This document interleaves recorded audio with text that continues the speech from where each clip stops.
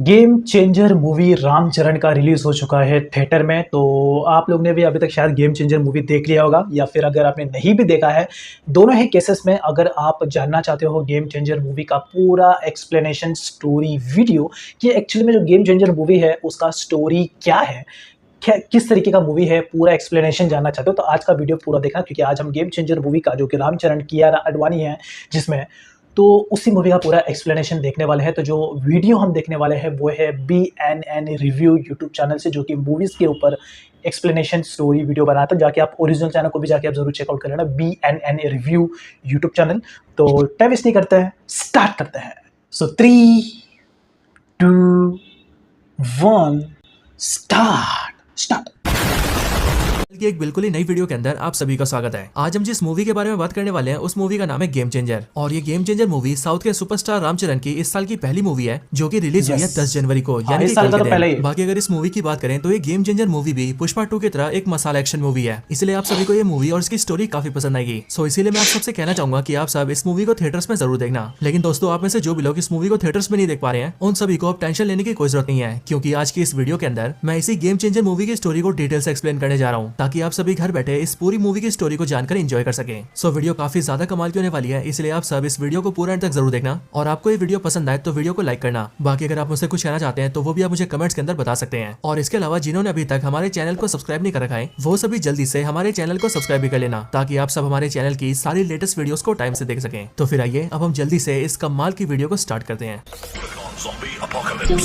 चलो popcorn snacks लेके बैठ जाओ, क्योंकि 15 मिनट का वीडियो है तो देखने में मजा आएगा सुनने के लिए। तो इस मूवी की स्टार्टिंग होती है आंध्र प्रदेश से, और यहाँ पर हम सबसे पहले इस स्टेट के सीएम को देखते हैं। यहाँ पर हमें पता लगता है कि मूवी के अंदर इस स्टेट के जो सीएम है वो है साउथ के एक्टर मेका श्रीकांत। और मूवी की स्टार्टिंग होती है, हम ये देखते हैं कि सीएम को सपने आते हैं और वो अपने सपने में उस टाइम को याद कर रहा होता है जिस टाइम पर वो सीएम बना होता है। वो ये याद करता है कि जब वो सीएम बनने वाला था तब उसने सबसे ये वादा किया था कि वो सीएम बनकर हमेशा अच्छे काम करेगा, लेकिन अब वो देखता है कि वो सिर्फ बुरे काम करता है। लेकिन इन बातों को याद करते हुए उसकी तबियत बहुत ज्यादा खराब हो जाती है और इसीलिए उसे हॉस्पिटल के अंदर भर्ती करना पड़ता है। सीएम को जब हॉस्पिटल में लाया जाता है तभी हमें पता लगता है कि सीएम के 2 बेटे भी हैं, लेकिन असल में ये दोनों सीएम के सौतेले बेटे होते हैं, क्योंकि सीएम ने काफी साल पहले इन दोनों को गोद लिया होता है। और सीएम के दोनों सौतेले बेटे होते हैं एक्टर जयराम और एक्टर SJ सूर्या। अब दोस्तों, सीएम के जो दोनों सौतेले बेटे हैं मूवी के अंदर इनका ज्यादा नाम नहीं लिया गया है, और साथ ही जो बड़ा बेटा है उसका मूवी के अंदर ज्यादा रोल भी नहीं है। लेकिन रही बात सीएम के छोटे बेटे की, तो उसका मूवी के अंदर काफी मेन रोल है और वही मूवी का मेन विलन है। और अब क्योंकि मूवी में ज्यादा टाइम उसे अन्ना कहा गया है, इसलिए हम 20 से आगे अन्ना ही कहेंगे। साथ ही दोस्तों, बात करें सीएम के नाम की, तो मूवी के अंदर सीएम का नाम है सत्यमूर्ति। अब दोस्तों, हॉस्पिटल के अंदर हम ये देखते हैं कि सीएम का इलाज किया जाता है और इलाज की वजह से सीएम ठीक हो जाता है। लेकिन हॉस्पिटल से निकलने के बाद ही सीएम सत्यमूर्ति एक मीटिंग रखता है, और उस मीटिंग के अंदर वो अपनी पार्टी के सारे MLAs और सारे मिनिस्टर्स को बुलाता है। और उस मीटिंग में वो अनाउंस करता है कि आज से वो कोई भी गलत काम नहीं करने वाला है। और सिर्फ ये नहीं, बल्कि उसकी पार्टी के जितने भी MLAs और मिनिस्टर्स है वो भी जितने गलत काम करते हैं उन्हें भी वो सारे बंद करने होंगे। और उसने आगे से अगर किसी का गलत काम देख लिया तो फिर वो उस मिनिस्टर या फिर MLA को पार्टी से बाहर कर देगा। अब दोस्तों, सीएम सत्यमूर्ति के ऐसा बोलते हैं हम ये देखते हैं कि उसका छोटा बेटा काफी टेंशन में आ जाता है। और वो इसीलिए दोस्तों, क्योंकि सीएम का छोटा बेटा यानी कि अन्ना काफी सारे गलत काम करता है और उसकी पूरे स्टेट के काफी बड़े बड़े क्रिमिनल से भी जान पहचान होती है। लेकिन दोस्तों, फिर इसके बाद ही सीन शिफ्ट होता है और हम सीधा मूवी के हीरो को देखते हैं, यानी कि एक्टर रामचरण को। हमें पता लगता है कि मूवी के अंदर रामचरण का नाम है रामनंदन, और ये रामनंदन एक IAS ऑफिसर है और इसकी पोस्टिंग विशाखापट्टनम के अंदर होती है। साथ ही यहाँ पर हम ये भी जानते हैं कि रामनंदन IAS बनने से पहले IPS हुआ करता था, और IPS बनने के बाद उसने काफी सारे एग्जाम्स दिए एंड अब वो IAS बन चुका है। IAS बनने के बाद ही रामनंदन विशाखापट्टनम में जाकर ज्वाइनिंग करता है और वो अपने डिस्ट्रिक्ट में आते ही सारे गलत कामों को स्टॉप करवा देता है, जैसे कि वो सारे क्रिमिनल्स को क्राइम करने से रोकता है, वो सारे बिजनेसमैन जो कि गलत तरीके से पैसे कमा रहे हैं उन्हें रोकता है, और जो सरकारी ऑफिसर्स उन सबका साथ दे रहे हैं उन सबको भी सस्पेंड कर देता है। लेकिन दोस्तों, इन सबके बाद ही रामनंदन एक पार्टी में जाता है और पार्टी में आकर वो अपने कई सारे दोस्तों से मिलता है। पार्टी में उसके सारे दोस्त उससे बोलते हैं कि वो शादी क्यों नहीं कर रहा है, जिस पर रामनंदन उस सभी को बताता है कि वो असल में किसी लड़की से प्यार किया करता था और इसीलिए अगर वो शादी करेगा तो सिर्फ उसी से करेगा। लेकिन बात यह है कि इस टाइम पर वो जानता नहीं है कि वो लड़की कहाँ पर रहती है, क्योंकि कई साल पहले वो लड़की अचानक से गायब हो गई और उसने रामनंदन से मिलना जुलना बंद कर दिया। ये बात सुनकर रामनंदन के सारे दोस्त उससे सारी कहानी जानते हैं, जिस पर रामनंदन उन सबको सारी बातें बताता है। अब दोस्तों, यहीं पर स्टोरी स्टार्ट होती है और कहानी 10 साल फ्लैशबैक में जाती है। 10 साल पहले हम ये देखते हैं कि इस टाइम पर रामनंदन कॉलेज में होता है, और कॉलेज के अंदर रामनंदन काफी ज्यादा फेमस होता है, क्योंकि रामनंदन कभी भी गलत काम को बर्दाश्त नहीं करता है, और जो भी रामनंदन को गलत करते हुए दिखता है वो उसे बहुत पीटता है। अपने कॉलेज के अंदर ही रामनंदन ये देखता है कि काफी सारे लोग कॉलेज के अंदर गांजा बेच रहे हैं, और इसीलिए रामनंदन इस बारे में जानते हैं सबको बहुत पीटता है और उनके इस गांजे वाले काम को रुकवा देता है। इसके बाद ही रामनंदन को ये पता लगता है कि कॉलेज में एक सर है जो कि गर्ल स्टूडेंट्स के साथ बदतमीजी करता है और उनके साथ काफी मिसबिहेव भी करता है। अब इस बात को जानते ही रामनंदन सीधा कॉलेज के एक सर को मारने लगता है, लेकिन जब वो सर को मार रहा होता है तब उसी टाइम पर वहाँ पर उसकी बेटी आती है जो कि मूवी की हीरोइन कियारा आडवाणी होती है और मूवी के अंदर इनका नाम होता है दीपिका। दीपिका यहाँ पर आकर रामनंदन को रोकती है और अपने फादर को बचाती है। और फिर दोस्तों यहीं पर कॉलेज के और भी कई सारे स्टूडेंट्स आते हैं और वो सब रामनंदन को ही बताते हैं कि ये वाले सर वो सर नहीं है जो कि मिसबिहेव करते हैं, जिसका मतलब रामनंदन ने गलती से किसी और को पीट दिया होता है। और इसीलिए सच्चाई जानने के बाद ही रामनंदन कियारा आडवाणी यानी कि दीपिका और दीपिका के फादर दोनों से माफी मांगता है। अब यहाँ पर ही रामनंदन को दीपिका से प्यार हो जाता है यानी कि लव एट फर्स्ट साइट, और इसीलिए वो दीपिका से मिलता रहता है और उससे काफी सारी बातें करता है। लेकिन दीपिका को रामनंदन का गुस्सा करना पसंद नहीं होता है और इसीलिए वो रामनंदन से कहती है कि वो अपने गुस्से पर कंट्रोल करे। लेकिन एक दूसरे के साथ रहने की वजह से दीपिका और रामनंदन को भी एक दूसरे से प्यार हो जाता है। बट दीपिका ये देखती है कि रामनंदन का गुस्सा बहुत ज्यादा है और वो गुस्से में आकर किसी को भी पीट देता है। और इसीलिए ये चीज देखकर दीपिका रामनंदन से कहती है कि अगर वो इसी तरह से गुस्सा होकर लोगों को पीटता रहेगा तो उसे शायद से एक दिन जेल जाना पड़ेगा। और इसीलिए वो उसे एडवाइस देती है कि अगर उसे गुस्सा करना ही है तो इसके लिए वो पढ़ाई लिखाई करके आईएएस बने और तब अपना गुस्सा क्रिमिनल्स पर दिखाए ताकि उसे देश का भी भला हो। दीपिका की बातें सुनकर राम राजी हो जाता है और वो ये फैसला करता है कि अब वो आईएएस बनकर रहेगा। लेकिन दोस्तों यहीं पर ही दीपिका ये शर्त रखती है कि अगर रामनंदन आईएएस ना बनकर आईपीएस बन गया तो वो उसे शादी नहीं करेगी। इसलिए अगर रामनंदन उससे शादी करना चाहता है तो उसे आईएएस ही बनना होगा। अब इसके बाद ही रामनंदन आईएएस का एग्जाम देता है, लेकिन सिर्फ 6 नंबरों की वजह से वो आईपीएस बन जाता है और पुलिस डिपार्टमेंट को ज्वाइन कर लेता है। लेकिन दीपिका इस बात से गुस्सा हो जाती है और इसीलिए वो शहर छोड़कर चली जाती है। इसके बाद रामनंदन दीपिका को काफी ढूंढता है लेकिन उससे कभी भी वो मिलती नहीं है। अब दोस्तों यहीं पर ही कहानी एंड होती है। लेकिन पार्टी के अंदर हम ये देखते हैं कि इस पूरी कहानी को सुनकर राम का एक दोस्त उससे कहता है कि असल में वो ये जानता है कि इस टाइम पर दीपिका कहाँ पर है और फिर इसीलिए दोस्तों वो जल्दी से राम को उसका एड्रेस देता है। जिसके बाद रामनंदन सीधा दीपिका से मिलता है और उसे बताता है कि वो आईपीएस बन चुका है। जिसके बाद ही दीपिका भी इस बात को सुनकर खुश हो जाती है और फिर रामनंदन और दीपिका दोनों शादी के लिए तैयार हो जाते हैं। अब दोस्तों इसके बाद ही रामनंदन अपने ऑफिस आता है और फिर उसे पता लगता है कि वैसे तो इस टाइम पर उसने अपने डिस्ट्रिक्ट के सारे क्रिमिनल्स को पकड़ लिया है और जो भी लोग गलत काम कर रहे हैं उन सबको रोक दिया है। लेकिन अभी भी एक ऐसा आदमी है जो कि शहर में इलीगल तरीके से रेत और मिट्टी निकालता है और इलीगल तरीके से उसे बेच देता है। और इसीलिए दोस्तों इस बात को जानते ही रामनंदन अपनी टीम लेता है और सीधा उस जगह पे छापा मार के वहाँ के सारे लोगों को अरेस्ट कर लेता है। लेकिन दोस्तों हमें पता लगता है कि इस पूरे काम का असली मालिक असल में मिनिस्टर का छोटा बेटा अन्ना होता है और जिन सारे लोगों को रामनंदन ने अरेस्ट किया होता है वो सारे उसी के आदमी होते हैं। और इसीलिए अन्ना को जैसे ये पता लगता है कि रामनंदन ने उसके काफी सारे आदमियों को अरेस्ट कर लिया है।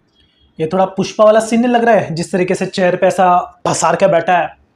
पार्टी होगी पुष्पा, कब होगी पार्टी, ऐसे लग रहा है वैसी एक्टिंग। वैसे वो रामनंदन को यानी कि डिस्ट्रिक्ट के कलेक्टर को अपने घर बुलाता है ताकि वो उसे रिश्वत देके अपना काम करवा सके। लेकिन दोस्तों रामनंदन अन्ना के घर जाने से मना कर देता है और फिर अन्ना को जैसे ही पता लगता है कि ये कलेक्टर ने मिनिस्टर के घर आने से मना कर दिया है तभी इस बात को सुनकर उसे बहुत ज्यादा गुस्सा आता है और फिर इसीलिए वो अपनी गाड़ी लेता है और अपने कई सारे आदमियों के साथ मिलकर सीधा रामनंदन के ऑफिस आता है। ऑफिस आकर अन्ना रामनंदन से बदतमीजी करता है और वो उसे कहता है कि वो उसके सारे आदमियों को छोड़ दे। लेकिन मिनिस्टर की बात सुनकर रामनंदन उसे मना कर देता है और वो उससे कहता है कि जो वो कह रहा है वो वैसा नहीं करेगा। इस बात को सुनकर अन्ना को और ज्यादा गुस्सा आता है और इसीलिए वो रामचरण से कहता है कि वो जानता है कि अन्ना इस स्टेट का मिनिस्टर है, साथ ही वो सीएम का बेटा भी है और वो बहुत ही जल्द खुद ही सीएम बनने वाला है। लेकिन रामनंदन उसकी इन सारी बातों को सुनकर भी डरता नहीं है और वो उसके आदमियों को छोड़ने से मना कर देता है। इस बात की वजह से अन्ना को बहुत ज्यादा गुस्सा आता है और इसीलिए वो डिसाइड करता है कि वो रामनंदन से इस बात का बदला जरूर लेगा। लेकिन दोस्तों उस टाइम के लिए अन्ना वहाँ से चला जाता है। अब दोस्तों इसके बाद हम ये देखते हैं कि रामनंदन एक बार फिर से दीपिका से मिलने जा रहा है और साथ ही हमें ये भी पता लगता है कि जो दीपिका है वो एक ओल्ड एज होम के अंदर काफी सारे बूढ़े लोगों की सेवा भी करती है और इसीलिए वो रामनंदन को अपने साथ वहाँ पर ले जाती है, जहाँ पर आकर रामनंदन भी काफी सारे बूढ़े लोगों से मिलता है। बट यहाँ पर ही रामनंदन एक बूढ़ी लेडी से मिलता है और ये बूढ़ी लेडी रामनंदन को बताती है कि वो सीएम को जानती है और इसीलिए वो सीएम से मिलना चाहती है। ये बात सुनकर रामनंदन उन लेडी से कहता है कि कल के दिन ही उनके डिस्ट्रिक्ट के अंदर सीएम की रैली है और इसीलिए जब सीएम वहाँ पर भाषण देने आएंगे तब वो उन्हें उनसे मिलवा देगा। अब इसके बाद अगले दिन हम ये देखते हैं कि रामनंदन और दीपिका दोनों मिलकर उन बूढ़ी लेडी को सीएम की रैली में लाते हैं और वहाँ पर लाकर वो उन बूढ़ी लेडी को सीएम से मिलवाते हैं, यानी कि सीएम सत्यमूर्ति से। लेकिन दोस्तों हम ये देखते हैं कि यहाँ पर सीएम सत्यमूर्ति जैसे उस लेडी को देखता है वैसे वो काफी ज्यादा डर जाता है और उसे अचानक से अपना पास याद आने लगता है और हमें भी ये पता लगता है कि सीएम सत्यमूर्ति भी इस लेडी को जानता है। अब दोस्तों यहाँ पर ये बूढ़ी लेडी सीएम सत्यमूर्ति पर काफी सारे एलिगेशन लगाती है और वो चिल्ला चिल्ला के सभी से कहती है कि ये झूठा आदमी है और इसने सीएम बनकर हमेशा गलत काम ही किए हैं। लेकिन दोस्तों हम ये देखते हैं कि रैली के अंदर उसके ऐसा बोलते ही सीएम सत्यमूर्ति का छोटा बेटा यानी कि अन्ना काफी ज्यादा गुस्सा हो जाता है और वो उस बूढ़ी लेडी से बदतमीजी करके उससे धक्का मार देता है। बट ये देखकर रामनंदन से रुका नहीं जाता और वो अन्ना को चाटा मार देता है और एक मिनिस्टर को चाटा मारने की वजह से रैली के अंदर सारे लोग चिल्लाने लगते हैं। अब इस चीज को देखकर अन्ना अपने फादर सीएम सत्यमूर्ति से बोलता है कि इस डीएम ने एक मिनिस्टर को चाटा मारा है और इसीलिए वो इस पर एक्शन ले। जो बात सुनकर सीएम सत्यमूर्ति रामनंदन को सस्पेंड कर देते हैं। लेकिन दोस्तों इसके बाद ही सीएम सत्यमूर्ति की तबियत खराब हो जाती है और इसीलिए उन्हें हॉस्पिटल में भर्ती करना पड़ता है। अब हॉस्पिटल में अन्ना उससे मिलने आता है, लेकिन जैसे अन्ना सीएम सत्यमूर्ति से मिलने आता है वैसे सत्यमूर्ति उसे कहता है कि असल में वो अपने छोटे बेटे अन्ना के सारे गलत कामों के बारे में जान चुका है और वो ये भी जानता है कि उसकी वार्निंग देने के बाद भी उसने अपने गलत कामों को रोका नहीं है। और फिर इसीलिए सीएम सत्यमूर्ति अन्ना से बोलता है कि वो हॉस्पिटल से बाहर निकलने के बाद ही इस बात को अनाउंस कर देगा कि वो अन्ना को मिनिस्टर के पद से हटा रहा है और वो उसे पार्टी से भी निकाल रहा है। अब दोस्तों अन्ना जैसे इस बात को सुनता है कि सीएम सत्यमूर्ति हॉस्पिटल से बाहर निकलते ही उसे मिनिस्टर से हटा देगा, वैसे ये जानकर उसे बहुत ज्यादा ज्यादा गुस्सा आता है और इसीलिए वो गुस्से में आकर अपने बाप को जान से मार देता है। और फिर इसके बाद वो अपनी पार्टी की मीटिंग रखता है और मीटिंग के अंदर अपने फादर की मौत की खबर देकर सभी से कहता है कि अब से वो नया सीएम है। लेकिन दोस्तों इसी टाइम पर न्यूज में पता लगता है कि सीएम ने मरने से पहले अपनी एक वीडियो रिकॉर्डिंग की थी और वो रिकॉर्डिंग मीडिया तक पहुंच जाती है। इसलिए मीडिया उस वीडियो को चलाती है और उस वीडियो क्लिप को सबको दिखाती है। वीडियो क्लिप के अंदर सीएम सत्यमूर्ति कहता है कि वो जानता है कि वो ज्यादा टाइम तक जिंदा नहीं रहेगा और कुछ टाइम बाद ही उसकी मौत भी हो जाएगी और इसीलिए वो चाहता है कि उसके मरने के बाद कलेक्टर रामनंदन को उसकी जगह नया सीएम बनाया जाए। अब दोस्तों इस बात को जानते ही सीएम के दोनों बेटे और बाकी सारे लोग काफी शॉक हो जाते हैं। लेकिन फिर इसके बाद एक पास्ट की स्टोरी स्टार्ट होती है और स्टोरी के जरिए हमें पता लगता है कि सीएम सत्यमूर्ति ने रामनंदन को सीएम क्यों बनाया है। वो अनजान लेडी जिसने सीएम सत्यमूर्ति पर एलिगेशन लगाए, सीएम सत्यमूर्ति उसे कैसे जानता था और सीएम के दोनों बेटे जो कि उसके सौतेले बेटे हैं, उन दोनों को सीएम सत्यमूर्ति ने गोद कब लिया। अब दोस्तों पास की स्टोरी के अंदर हम ये देखते हैं कि ये बात आज से 20-25 साल पहले की होती है और इस वाली स्टोरी में हमें पता लगता है कि वो अनजान बूढ़ी लेडी जो कि सीएम सत्यमूर्ति पर एलिगेशन लगा रही थी, वो असलियत में रामनंदन की असली माँ है। इस टाइम पर राम काफी छोटा होता है और राम के जो फादर होते हैं वो भी बिल्कुल राम की तरह ही दिखते हैं, मतलब कि वो भी एक्टर रामचरण ही है। अब कहानी में राम के जो फादर होते हैं उनका नाम होता है अपन्ना और ये अपन्ना काफी ज्यादा ऑनेस्ट और ईमानदार आदमी होते हैं और इसीलिए इनके गाँव में जो भी गलत काम होते हैं वो उन सारे कामों के खिलाफ आंदोलन करके उन सारे कामों को हटवा देते हैं और उनके इन्हीं सारे कामों को देखकर सारा गाँव उन्हें सपोर्ट करने लगता है। इसके बाद अपन्ना का गाँव उनसे कहता है कि वो इलेक्शन लड़े ताकि इलेक्शन लड़के उनके पास पावर आए और पावर के आने के बाद वो काफी कुछ कर सकते हैं। लेकिन दोस्तों हम ये देखते हैं कि जो अपन्ना होते हैं वो थोड़े से हकले होते हैं, यानी कि उन्हें बोलने में थोड़ी सी तकलीफ होती है और इसीलिए वो अपनी पार्टी बनाकर चुनाव लड़ने का फैसला तो करते हैं, लेकिन वो भाषण देने के लिए अपने दोस्त को चुनते हैं। और दोस्तों अपन्ना का दोस्त और कोई नहीं बल्कि सीएम सत्यमूर्ति होता है और अपने भाषण देने में काफी अच्छा होता है, इसलिए अपन्ना उसे कहते हैं कि वो ही भाषण दे और साथ ही साथ अपन्ना उसे ही सीएम के कैंडिडेट के लिए खड़ा कर देते हैं। अब उसके बाद अपन्ना की पार्टी को काफी सपोर्ट मिलता है और देखने में ऐसा लगता है कि वो लोग इलेक्शन को आराम से जीत जाएंगे। लेकिन दोस्तों इलेक्शन का प्रचार करने के लिए पैसे भी लगते हैं और अपन्ना की पार्टी के पास ज्यादा पैसे नहीं होते। बट फिर इसी टाइम पर कई सारे बिजनेसमैन सत्यमूर्ति से मिलते हैं और वो उसे पैसों को सपोर्ट देते हैं ताकि सीएम सत्यमूर्ति सीएम बनने के बाद उनका फेवर करें। और दोस्तों सीएम सत्यमूर्ति रिश्वत लेने के लिए राजी हो जाता है। यहाँ तक कि अपन्ना का एक जिगरी दोस्त होता है जिसका नाम मोपी देवी होता है और वो मोपी देवी भी सीएम सत्यमूर्ति के साथ मिल जाता है। लेकिन अपन्ना को जैसी सारी बातें पता लगती है वैसी वो फैसला करता है कि उसने अपनी पार्टी के लिए जो भी सिद्धांत बनाए थे सत्यमूर्ति और मोपी देवी उन सारे सिद्धांतों से भटक गए हैं और इसीलिए वो ये डिसाइड करता है कि वो अपनी पार्टी के सारे लोगों को बुलाकर पार्टी को डिसॉल्व कर देगा, यानी कि अपनी पॉलिटिकल पार्टी को रद्द कर देगा और इलेक्शन से नाम वापस ले लेगा। लेकिन दोस्तों जैसे सीएम सत्यमूर्ति और मोपी देवी को पता लगता है कि अपन्ना पार्टी को डिसॉल्व करने वाले हैं, वैसे वो दोनों मिलकर अपन्ना को जान से मार देते हैं। लेकिन जब सत्यमूर्ति और मोपी देवी अपन्ना को मार रहे होते हैं तब ये सभी अपन्ना की वाइफ देख लेती है और इसीलिए वो जल्दी से अपने बेटे को लेती है और वहाँ से बहुत दूर भाग जाती है। इसके साथ ही जो सीएम सत्यमूर्ति होता है वो मोपी देवी को भी जान से मार देता है ताकि वो कभी इस बारे में किसी और को न बता सके और कोई भी आदमी सीएम सत्यमूर्ति पर शक न करे, इसके लिए वो मोपी देवी के दोनों बेटों को गोद ले लेता है, यानी कि सत्यमूर्ति के दोनों सौतेले बेटे असलियत में मोपी देवी के बेटे होते हैं। अब दोस्तों इसके बाद ही स्टोरी एंड होती है और हमें पता लगता है कि ये सारी कहानी रामनंदन को सीएम सत्यमूर्ति के खास दोस्त ने बताई होती है। एक ऐसा खास दोस्त जो कि सत्यमूर्ति के साथ तब से होता है जब वो लोग अपन्ना की पार्टी में थे और वैसे दोस्त अच्छा आदमी तो होता है लेकिन ये सत्यमूर्ति के कभी खिलाफ नहीं जाता है। लेकिन अब सत्यमूर्ति के मरने के बाद उसने रामनंदन को सारी सच्चाई बता दी होती है और इसीलिए दोस्तों रामनंदन ये भी जान जाता है कि वो वाली बूढ़ी लेडी जिसके लिए उसने मिनिस्टर अन्ना को चाटा मारा था वो और कोई नहीं बल्कि उसकी असली माँ है। अब दोस्तों इसके बाद ही पार्टी की मीटिंग बुलाई जाती है जहाँ पर इस बात का फैसला होता है कि सीएम सत्यमूर्ति की आखिरी इच्छा के अनुसार अब रामनंदन को नया सीएम बनाया जाएगा। लेकिन दोस्तों यहाँ पर हम ये देखते हैं कि रामनंदन का छोटा बेटा यानी कि अन्ना इस बात पर ऑब्जेक्शन उठाता है और वो पार्टी के सामने रामनंदन से कहता है कि वो सत्यमूर्ति का कोई बेटा नहीं है बल्कि असली बेटा वो है और इसीलिए वही सीएम बनेगा। अब दोस्तों यहाँ पर अन्ना की बात सुनकर रामनंदन एग्री कर जाता है और वो बड़े प्यार से ये बोल देता है कि उसे भी पॉलिटिक्स के अंदर कोई इंटरेस्ट नहीं है और इसलिए वो भी ये चाहता है कि अन्ना ही नया सीएम बन जाए और फिर ये बोलकर वो वहाँ से चला जाता है। अब दोस्तों इस बात से अन्ना काफी ज्यादा खुश हो जाता है क्योंकि अब वही अगला सीएम बनने वाला है। इसके बाद ही हम रामनंदन को देखते हैं जो कि अपने घर जाता है और काफी ज्यादा दुखी होता है क्योंकि जो बातें उसे पता लगी होती है उन बातों से वो काफी ज्यादा डिस्टर्ब हो गया होता है। लेकिन दोस्तों इसी टाइम पर हम न्यूज के जरिए जानते हैं कि आंध्र प्रदेश और बाकी के सारे आसपास के स्टेट्स वालों को पता लग गया होता है कि कलेक्टर रामनंदन ने मिनिस्टर अन्ना को चाटा मारा है और अब क्योंकि अन्ना एक काफी ज्यादा करप्ट मिनिस्टर था इसलिए सारे लोग इस बात को जानकर काफी ज्यादा खुश होते हैं और सरकार पर ये प्रेशर डालते हैं कि वो रामनंदन को जल्दी से वापस सरकार में ले ले, यानी कि उसे फिर से कलेक्टर बना दिया जाए। साथ ही साथ दोस्तों हम ये भी देखते हैं कि बाकी सारे कलेक्टर्स भी इस बात का सपोर्ट करते हैं और सभी डिस्ट्रिक्ट के कलेक्टर्स भी इस बात का प्रेशर बनाते हैं कि रामनंदन की फिर से ज्वाइनिंग करवा दी जाए। अब इसके बाद ही हमें देखते हैं कि रामनंदन को फिर से ज्वाइनिंग दी जाती है, लेकिन ज्वाइनिंग में उसे कलेक्टर नहीं बल्कि इलेक्शन कमीशन का चीफ बनाया जाता है, यानी कि ऐसा ऑफिसर जो कि आंध्र प्रदेश के अंदर इलेक्शंस को कंडक्ट करेगा। अब दोस्तों हम ये देखते हैं कि इलेक्शन कमीशन का चीफ बनने के बाद ही रामनंदन अपनी सरकारी पावर्स को यूज करता है और इलेक्शन डिक्लेयर कर देता है और इलेक्शन के डिक्लेयर होते हम ये देखते हैं कि अन्ना के सीएम बनने पर स्टे लग जाती है और इसीलिए अब अन्ना के सीएम बनने के लिए इलेक्शन जीतना जरूरी हो जाता है। इसके बाद इसी टाइम पर रामनंदन भी अपनी पॉलिटिकल पार्टी बनाता है और जो उसके फादर की आइडियोलॉजी थी वो उस आइडियोलॉजी को अपनी नई पॉलिटिकल पार्टी के जरिए सबके सामने रखता है और इसीलिए दोस्तों हम ये देखते हैं कि स्टेट के सारे लोग उन पर भरोसा करते हैं और स्टेट में उनकी फैन फॉलोइंग बढ़ने लगती है। अब दोस्तों यही चीज देखकर जो अन्ना होता है वो इलेक्शन को जीतने के लिए अपने सारे गलत काम से कमाए हुए पैसों को इस्तेमाल करता है और सारे वोटर्स को खरीदने की कोशिश करता है। लेकिन दोस्तों रामनंदन अपनी पावर्स का इस्तेमाल करके उससे पकड़वा देता है और उसे इलेक्शन से बाहर करवा देता है। हालांकि इलेक्शन से बाहर होने के बाद भी जो अन्ना होता है वो अपने गुंडों के साथ काफी सारी तोड़फोड़ करता है और रामनंदन और उसकी पार्टी को जीतने से रोकता है, लेकिन तब भी रामनंदन उसे संभाल लेता है एंड उसकी पार्टी जीत जाती है और फिर उसके बाद ही रामनंदन आंध्र प्रदेश का नया सीएम बनता है और फिर अपने फादर की आइडियोलॉजी के हिसाब से स्टेट को रूल करता है। एंड फिर दोस्तों इसके साथ ही ये पूरी मूवी खत्म हो जाती है।